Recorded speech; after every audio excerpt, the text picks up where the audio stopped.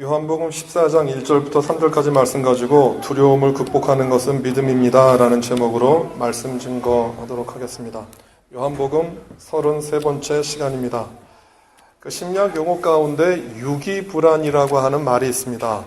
누군가로부터 버림받는다라는 것들을 두려워하고 그것을 염려해서 근심하는 마음입니다. 그런데 유기불안이라고 하는 이 심리 기제가 존재하기 위해선 어떤 일들이 있느냐 하면 나를 버릴지도 모른다라고 하는 그 상대방에 대한 불안감입니다.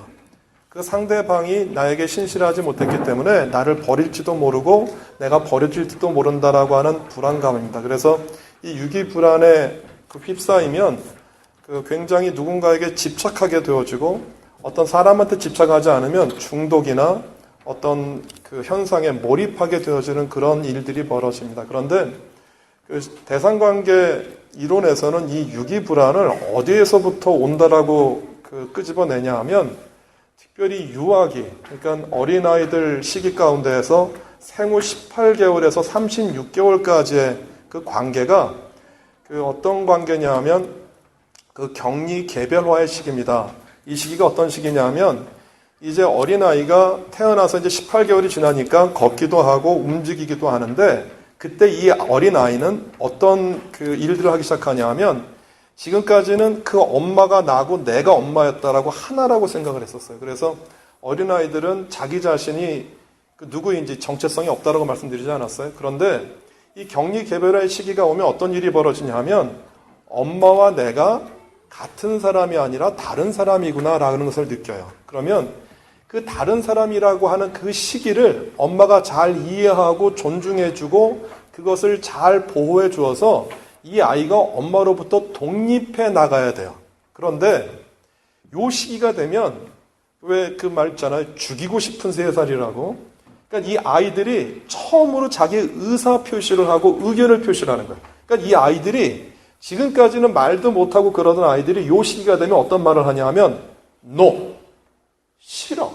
그러니까 부모님은 어떤 일을 가르쳐주면 이 어린아이가 싫어, 안 할 거야 라고 하는 자기 의견을 얘기를 해요. 그런데 그 의견을 얘기하는 것이 엄마 말을 안 듣는 게 아니고요. 이 아이가 이제 엄마로부터 독립하겠다라고 하는 의지예요. 그런데 이 의지를 잘 받아들여주고 잘 설명하면서 이것은 왜 안 되고 그렇게 하지 못하고 첫째 아이는 되게 그렇게 하는데 만약에 둘째 아이가 그렇게 칭얼대면 귀찮아서 그 아이의 의견을 묵살하고 그 아기의 그 생각들을 받아들이지 않는 경우가 생겨요. 그러면 보통은 뭐 그냥 그렇게 넘어가지만 이 과정을 심각하게 앓는 아이들은 어떤 장애에 빠지냐 하면 성장에서 경계선 장애라고 하는 증상에 빠져. 이건 뭐냐 하면 경계선이 어떤 경계선이냐면 나하고 다른 사람하고 다르다라는 것을 인정을 못하는 거예요. 그래서 다른 사람의 문제가 내 문제가 되기도 하고 내 문제가 다른 사람의 문제가 되어서 참견해야 되지 않을 것을 참견하고요.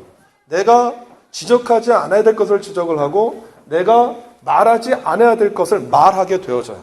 그러니까 상대방하고 나하고 분리가 됐다라는 사실을 인정을 못하는 거예요. 그래서 이 경계선 장애라고 하는 이것이 심하든 작든 간에 사람 간에 다소의 차이지만 누구에게나 다 있어요. 그런데 특별히 그 분리 개별화의 시기 가운데에서 자기 의견을 얘기를 하는데 부모로부터 굉장히 심한 통제나 제재를 받았던 유아들은 성장하면서 굉장히 큰 진통에 빠져요. 그래서 아까 말씀드렸던 것처럼 집착하고 그리고 그 어떤 중독 가운데 빠질 가능성이 많아요.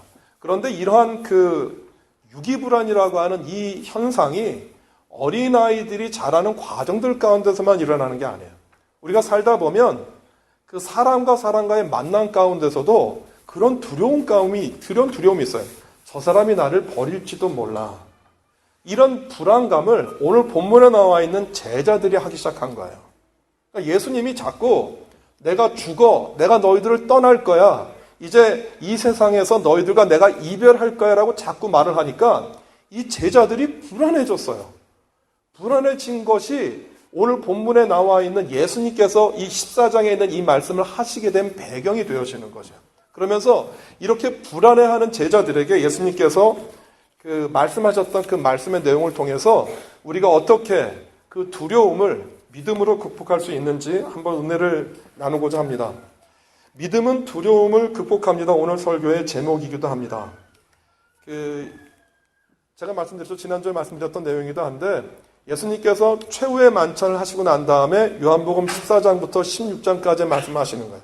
그러니까 예수님께서 이 세상에서 가르치는 마지막 말씀이었어요. 그러니까 예수님에게는 유언과도 같은 얘기이고 굉장히 중요한 가르침이 있었던 그 내용인데 그 말씀을 시작하는 첫 어귀가 뭐냐 하면 그 너희는 마음에 근심하지 말라 하나님을 믿으니 또 나를 믿어라 라고 얘기를 하시는 거예요. 그러면 예수님께서 그 제자들에게 마지막 하시는 말씀의 시작을 근심이라는 단어로 근심하지 말라라는 단어로 시작했다라고 하는 그 이야기는 예수님께서 제자들의 얼굴들을 보면서 뭘 느낀 거예요? 불안한 거예요. 두려운 거예요. 그들 마음 가운데 무언가 안정감이 없이 무언가 쫓기는 굉장히 위기감을 예수님께서 보신 것이에요. 우리들이 잘 아는 것처럼 예수님의 제자들이 예수님을 따랐던 이유는 물론 예수님의 인격과 예수님의 행하시는 모습에 감동되기도 했었겠지만 분명히 그 제자들의 마음 가운데에는 예수님께서 이 나라를 다스리고 로마로부터 해방하고 독립하면 지금까지 그들이 상상하지 못했던 신분 상승을 예수님과 함께 할 수 있을 것이다라고 하는 그런 기대를 했어요. 그런데 그런 기대를 가지고 3년이라는 시간을 나름대로 제자들은 투자한 거 아니에요.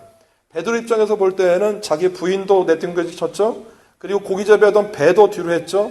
그리고 그물이 찢어지도록 잡았던 고기도 팔지 않고 그들의 예수님을 쫓았거든요. 그러니까 나름대로 그 제자들의 입장에서는 3년이라는 시간을 예수님께 올인한 시간이에요. 전부 다. 그런데 그 올인했던 그 예수님이 이제 죽으시겠다라는 거예요. 떠나겠다라는 거예요.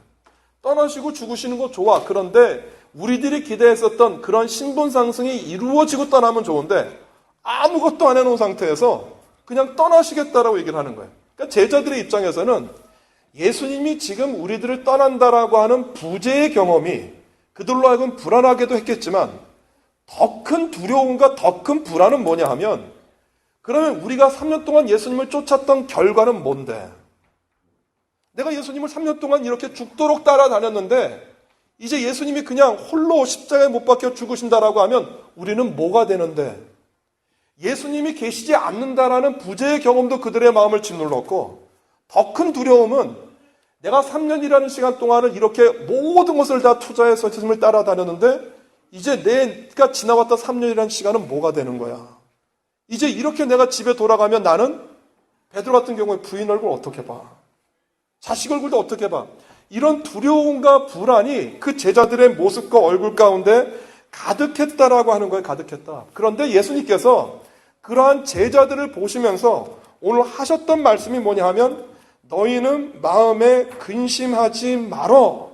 하나님을 믿으니 또 나를 믿으라라고 얘기를 하는 거예요. 오늘 본문 가운데 나와 있는 이 근심이라는 단어는 그 타라소라고 하는 헬라어예요. 심리적인 불안과 염려의 상태를 표현하는 것인데 특별히 이 타라소는 어떤 것을 가리키냐 하면 내 안에 있는 내부의 문제 때문에 근심하고 걱정하고 불안해하는 게 아니고요. 외부에 있는 문제, 특별히 외부에서 일어난 그 사건을 가지고 그 사건이 내 마음과 내 양심을 뒤흔들어 놓는 상태인 거예요. 그러한 근심 가운데 있는 그 제자들에게 오늘 예수님께서 하셨던 것이 믿음이라고 하는 단어예요. 오늘 본문을 설명해 주는 구절을 한 구절 더 한번 찾아보겠습니다. 마태복음 6장 31절과 34절에 보면 이렇게 기록되어져 있습니다. 그러므로 염려하여 이르기를 무엇을 먹을까 무엇을 마실까 무엇을 입을까 하지 말라. 이는 다 이방인들이 구하는 것이라 너희 하늘 아버지께서 이 모든 것이 너희에게 있어야 할 줄을 아시느니라. 그런즉 너희는 먼저 그의 나라와 그의 의를 구하라. 그리하면 이 모든 것을 너희에게 더하시리라. 그러므로 내일 일을 위하여 염려하지 말라. 내일 일은 내일 염려할 것이요 한날의 괴로움은 그날의 족하니라. 오늘 이 말씀을 예수님께서 그 마태복음에서 하신 말씀인데 이 말씀을 잘못 오해하는 수가 하나 있어요. 그건 뭐냐 하면 사람들이 그렇게 생각하는 거예요. 우리가 염려해야 되는 날은 오늘이고요.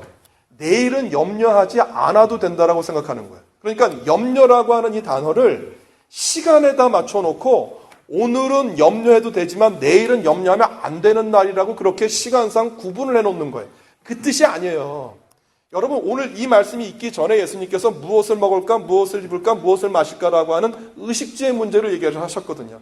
그래서 공중에는 따는 새도 드레핀 들풀도 입히시고 먹히시는 분이 하물며 너희일까 보냐라고 하는 위로의 말씀을 하시고 난 다음에 하셨던 본문이에요. 그러니까 이렇게 본문에서 이야기하고 있는 의식주의 문제가요, 오늘 해결되지 않았는데 내일 저절로 그 문제가 해결이 됩니까? 의식주의 문제는 내가 가지고 있는 재산에 따라서 할 수밖에 없는 문제거든요. 오늘 의식주의 문제를 가지고 고민하시는 분은 내일 똑같이 할 수밖에 없는 거예요. 그런데 예수님께서 내일 그 고민하지 말고 한날의 괴로움은 한날의 조카니까 그 괴로움을 미리 앞당겨서 생각하지 말라라고, 오늘만 그 괴로움을 생각하라고 하는 그 괴로움과 염려와 근심을 하루에 묶어두기 위해서 예수님께서 말씀하셨던 게 아니에요. 이 말씀은 어떤 뜻이냐 하면 우리가 생각하고 염려하고 걱정하는 모든 근심이 무엇과 관계되어 있는 거냐 하면 믿음과 관계되어 있는 거예요. 오늘 지금 이 순간 나와 함께 하시는 예수님과의 관계에 의해서 내일 일어날 염려, 내일 먹지 못하고 먹을 것이 없고 불안하고 근심이 많은 그 모든 일들을 바라보는 시각이 달라진다는 거예요. 내일 그 모든 문제를 해결해 줄 테니까 오늘만 너희들이 걱정하고 근심해라고 하는 문제가 아니에요. 의식주의 문제를 내가 해결해 줄게라고 하는 보장이 아니라 똑같은 문제가 있을지 몰라, 그러나 그것을 바라보는 너희들의 눈과 너희들의 마음이 달라질 수 있어. 무엇을 통해서? 예수 그리스도를 믿는 믿음을 통해서 그 내일이 달라진다라는 거예요. 살다 보면 그런 걱정을 해요. 특별히 사업을 하고 비즈니스를 하시는 분들은 제가 알아요. 제가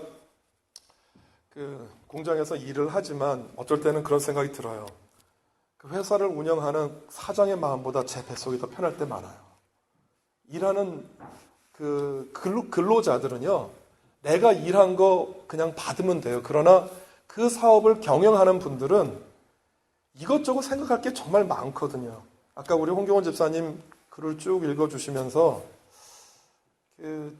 아마 마음 가운데 공감이 되셔서 우신 분도 계시고 참 맞아라고 하는 그런 것들이 그 마음 가운데 다가왔어요. 그러면서 제 마음 가운데 또 하나 생각이 들었던 것은 그것이에요. 특별히 8년이라는 시간 동안에 우리가 만약에 즐거웠던 것보다 괴롭고 힘든 문제가 많았다라고 하면 자연스럽게 무엇을 염려하고 근심하고 걱정하게 되냐 하면 앞으로도 장래에도 또 그런 일들이 일어나면 어떻게 하지라고 하는 불안과 염려가 우리 가운데 있을 수 있어요. 오늘 이 본문 말씀을 그대로 적용을 하면 어떤 거냐 하면 그것이 불안한 거예요. 그것이 사람은 장담할 수 없어요. 그러나 그 불안하고 그 무엇이 일어날지도 모르는, 반복하지 말아야 된다라고 하는 우리들의 염려가 있지만 그렇게 되지도 않을지도 몰라라고 하는 그 불안이 있을 때 무엇을 가지고 그 불안과 두려움을 몰아내는 거냐 하면 예수 그리스도를 믿는 믿음 가지고 그 내일을 바라보는 시작과 내일을 생각하는 것들을 바꾸라고 하는 거예요. 기억하세요. 오늘은 나에게 주어져 있는 나의 시간이지만 내일은 내 시간이 아니에요. 귀신은, 마귀는 우리의 지나간 시간들을 알아요. 지나간 어떻게 살아왔는지 보여요. 지나왔기 때문에. 그러나 지나간 시간을 맞춘다라고 내일을 그들이 맞출 수 없어요. 왜냐하면 오늘 지금 나와 예수 그리스도와의 관계, 내가 예수님을 믿는 그 관계와 믿음에 따라서 무엇이 달라져요? 내일은 달라지는 거예요. 그래서 내일은, 미래는 누구의 시간이냐 하면 하나님의 시간이에요. 우리가 하나님을 믿고 신뢰하고 바랄 때 그 미래는 달라진다라고 하는 거예요. 오늘 예수님께서 제자들에게 그 말씀을 하신 거예요. 내일 너희 마음에 근심하지 말어. 하나님을 믿으니 또 나를 믿으라고 얘기를 하는 거예요. 이것에 대한 근거 귀절로 그 뒤에 나와 있는 요한복음 14장 2절과 3절을 얘기를 한 거예요. 우리 다 같이 한번 읽어볼까요? 시작. 내 아버지 집에 거할 곳이 많도다. 그렇지 않으면 너희에게 일렀으리라. 내가 너희를 위하여 거처를 예비하러 가노니 가서 너희를 위하여 거처를 예비하면 내가 다시 와서 너희를 내게로 영접하여 나 있는 곳에 너희도 있게 하리라. 아까 그 마태복음 6장 말씀 여러분들에게 전하면서 우리가 잘못 오해하는 부분이 있다라고 말씀을 드렸죠. 그런데 그것만큼이나 심각하게 잘못 해석하는 구절이 오늘 이 구절이에요. 요한복음 14장 2절과 3절에서 예수님께서 내가 거처를 마련한다라고 하는 이 거처를 우리들이 그렇게 오해할 수 있어요. 예수님이 천국의 거처를 마련하시나다. 천국의 제자들이 묵을 수 있는 거처를 마련하자고 다시 오신다고 약속하시는다라고 생각을 해요. 왜 이런 오해를 하냐 하면 오늘 본문에 나와 있는 이 거할 곳이라고 하는 이 명사 때문에 그래요. 거할 곳이라고 하는 헬라어가 모네라고 쓰여져 있는데 이 모네의 뜻은 뭐냐면 거주지, 머무는 곳, 임시 거처예요. 그냥 우리가 그 사는 곳, 그냥 dwelling place를 얘기를 하는 거예요. 그래서 이것을 갖다가 영어 성경에 룸이라고도 번역을 하고 맨션이라고도 번역을 해요. 맨션이 그 우리가 알고 있는 대저택이 아니고요. 그냥 거주하는 거주지로서의 그런 뜻인 거예요. 그런데 본문에서 말하고 있는 이 모네라고 하는 이 명사가 그 어원이 어디서 오냐냐 하면 매노라고 하는 동사에서 와요. 우리가 요한복음 하면서 이 매노라고 하는 동사 굉장히 여러 번 말씀드렸는데 이 매노라는 동사의 뜻이 거주한다라고 하는 뜻이에요. 그냥 거주해, 살아. 그런데 굉장히 재밌는 거는요. 이 매노라고 하는 동사가 그 수식하는 그 구절이 어떤 보통 일반적인 거주하는 그 플레이스, 장소라고 하면은요. 이 매노의 뜻은 그 뭐가 되냐 하면 거주는 하는데 아까 말했었던 임시 거주가 아니고요. 한 절에 눌러앉으면 영원히 거주하는 거예요. 내가 한 장소에 들어가 살면 움직이지 않고 마치 내 집처럼 계속 죽을 때까지 사는 그런 뜻이 되어지고요. 이 매노라는 동사가 수식하고 있는 그 목적어가 만약에 그 장소가 아니라 시간일 경우에는 어떻게 되냐 하면 계속해서 머무르는 장소가 아니니까 이것은 영원한 시간이 되어지는 거예요.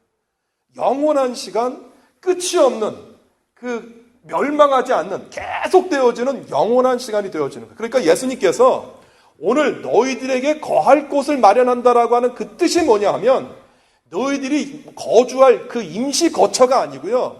너희들이 영원히 함께할 무언가의 장소를 얘기하는 거예요.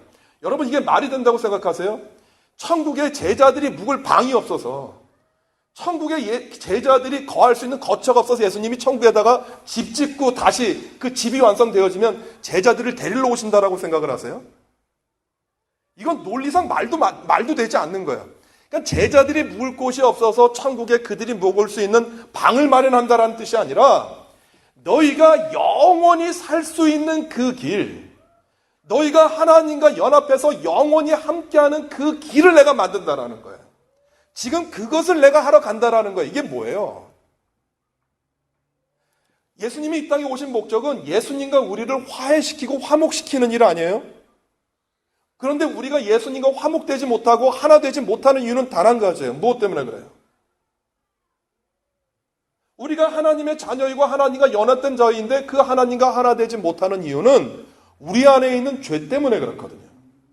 만약에 우리 안에 있는 죄의 문제가 해결이 되어진다라고 하면 그 하나님과 영원히 살 수 있는 영원히 거하는 것들이 우리 안에 시작이 되어지잖아요. 오늘 예수님께서 거처를 예비한다라는 그 뜻은 뭐냐 하면 지금 내가 너희들이 하나님과 함께 할 수 있는 그 영원한 시작을 준비하겠다라고 하는 거예요. 그것이 뭐예요?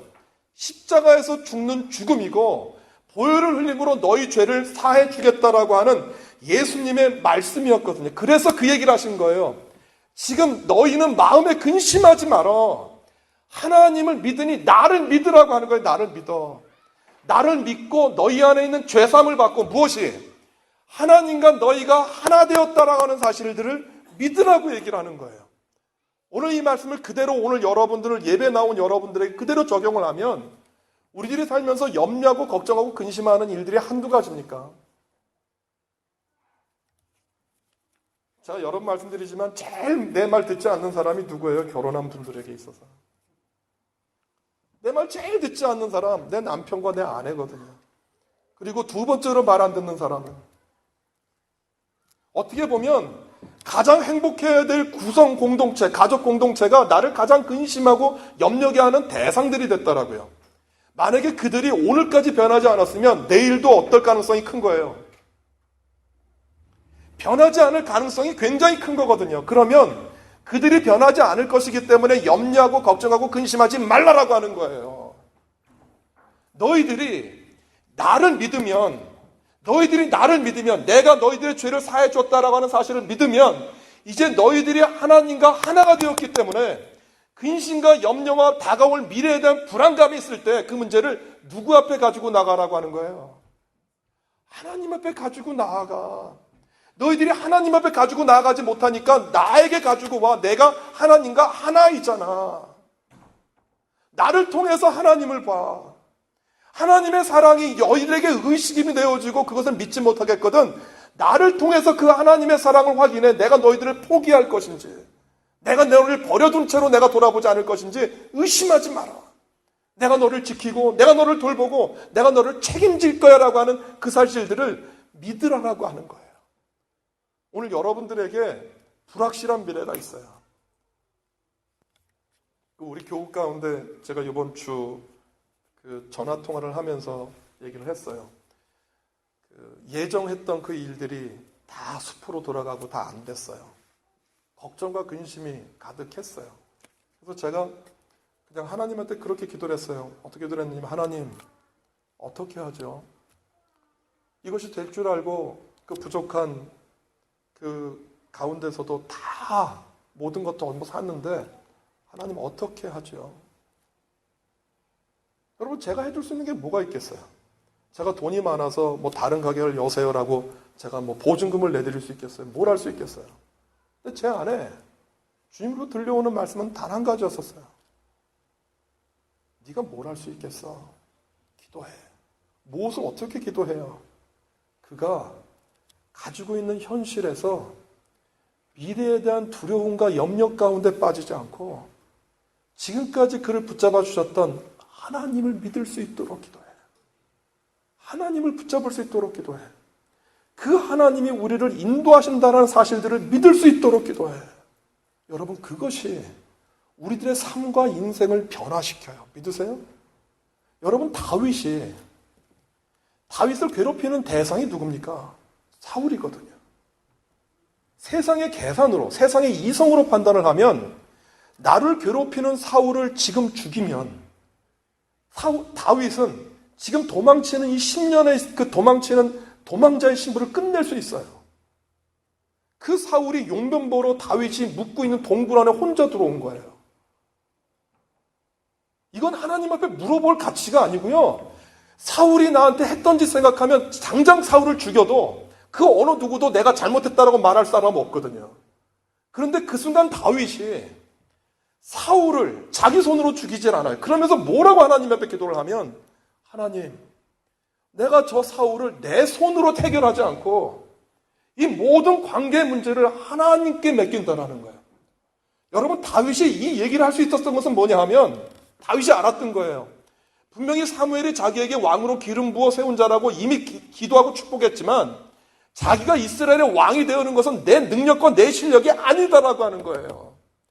하나님이 나를 도와주고 하나님이 나와 함께 하시고 하나님이 나를 이끌어 주셔야 내가 왕이 될 수 있다라고 하는 거예요. 설령 그 사울을 죽인다 할지라도 하나님이 나를 세우지 않으시면 내가 왕 될 수 없다라는 사실들을 다윗이 안 거예요. 여러분, 이것을 알았기 때문에 다윗이 지금 사울 죽이지 않으면요, 다윗은 또 쫓겨다녀요. 계속. 얼마나 더 도망 다녀야 되는지 몰라요. 그러나 그 다윗이 자기의 결정을, 자기의 미래를 자기 손으로 결정하지 않고 하나님께 올려드려요. 이것이 다윗의 처음부터 마지막까지의 신앙이었어요. 다윗을 개인적으로 살펴보면 얄미운 것도 많고요. 정말 저는 개인적으로 다윗을 좋아하지 않아요. 정말 얄밉고요. 그렇게 생쥐처럼 빠져나가고요. 세상 말로 영악해요. 굉장히 잔머리가 많이 돌아가는 사람이고요. 제가 볼 땐 그래요.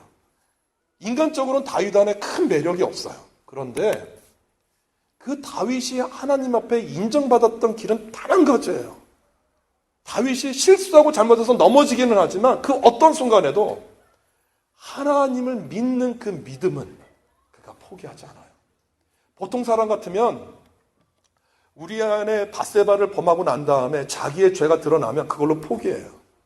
인구조사에서 당장에 죽은 사람이 몇만 명이 다 널브러져 있으면 그 순간에 엎어져 버리거든요. 근데 어떠한 순간, 압살롬에게 쫓겨다녔던 바로 그 순간에서도요, 다윗이 마지막에 붙잡았던 분이 하나님이세요.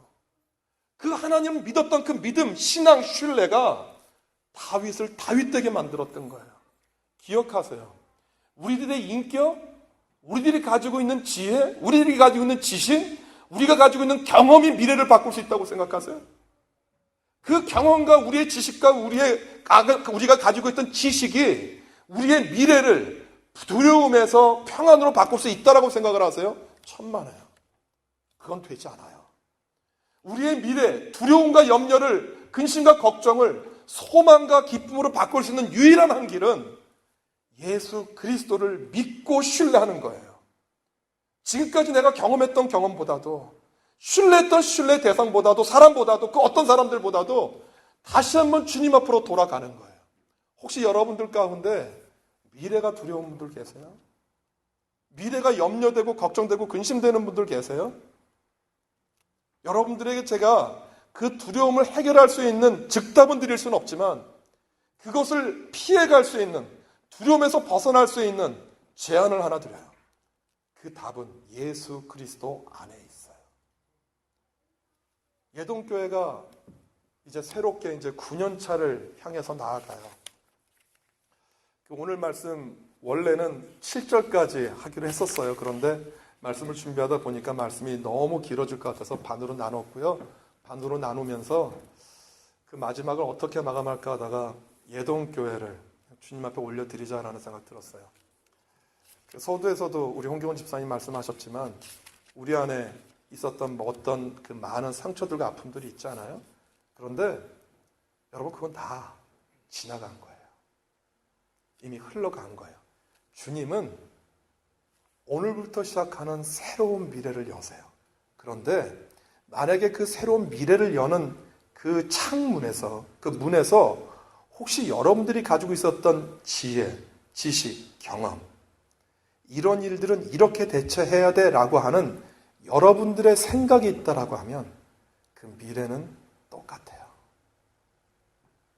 우리들이 가지고 있는 생각을 주님 앞에 내려놓는 거예요.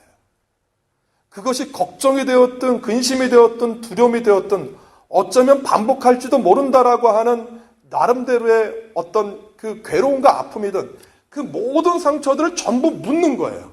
그래서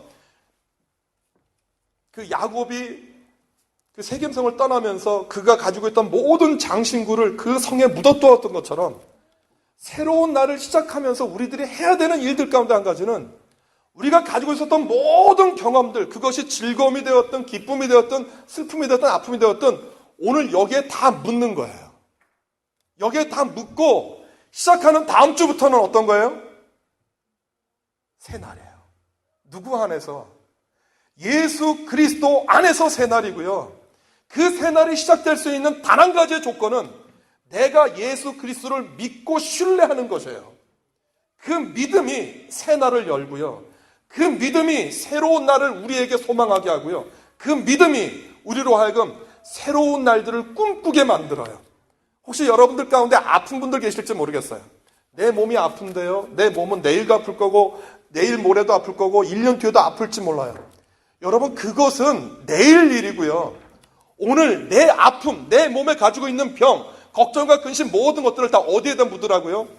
오늘 여기에다가 지금 이 시간에 다 묻는 거예요. 묻고 새로운 날들이 우리에게 올 것을 기대하고 소망하셔야 돼요. 그 시간들이 무엇으로부터 시작되는 거냐 하면 오늘 여러분들이 예수 그리스도를 바라보는 믿음으로부터 시작해요. 그 믿음이 오늘 우리 공동체 가운데 고백되어지기를 주님의 이름으로 소원합니다. 기도하겠습니다.